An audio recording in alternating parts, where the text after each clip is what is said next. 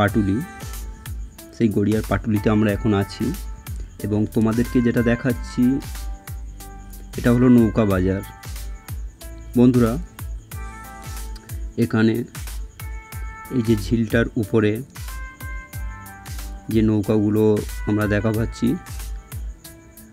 এগুলো আর্টিফিশিয়াল নৌকা। নিচে লোহার স্তম্ভ করা আছে, তার উপর নৌকা এবং ওখানেই বাজার হয়। বন্ধুরা, এরপর আমরা এখন চলে এসেছি শিয়ালদা থেকে